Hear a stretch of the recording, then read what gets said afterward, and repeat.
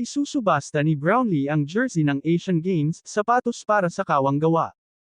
Sina Tim Cohn, L.A. Tenorio ay nagbabahagi ng mga kumikinang na salita para sa Batang Gilas Pilipinas Score. Yan ang pag-uusapan natin sa video na ito, kaya kung bago ka pa lang sa aking channel, baka pwede ipakipindot subscribe button pati na notification bell para palagi ka updated sa mga susunod ko video. Salamat po. Layunin ni Justin Brownlee na makalakam ng milyon-milyon para sa charity habang plano niyang i-auction ang jersey at sapatos na suot niya nang pangunahan niya ang Gilas Pilipinas sa isang dramatic come-from-behind win laban sa host China sa Asian Games.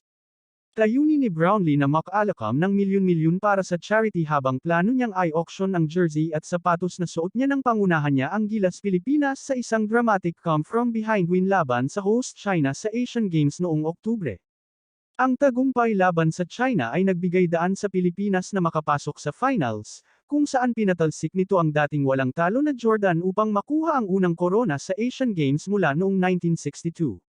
Nais naming subukan na makalakam ng maraming pera hanggat maaari upang maibigay namin ito sa mga kawanggawa, sabi ni Brownlee sa isang video na ipinost ni Barangay Ginebra Utility Man Junjun Atienza sa Facebook noong Huwebes 15 ng Pebrero. Sina Tim Cohn, L.A. Tenorio ay nagbabahagi ng mga kumikinang na salita para sa Batang Gilas Pilipinas Score.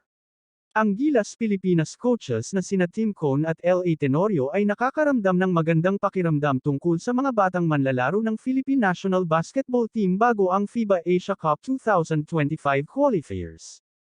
Hindi nakuha ni Cohn ang kumpletong Gilas 12 noong Day 1 noong Huwebes, kung saan ipinagdiriwang pa rin nina Junmar Fajardo at CJ Perez ang ika-29 na PARBA title ng San Miguel Beermen.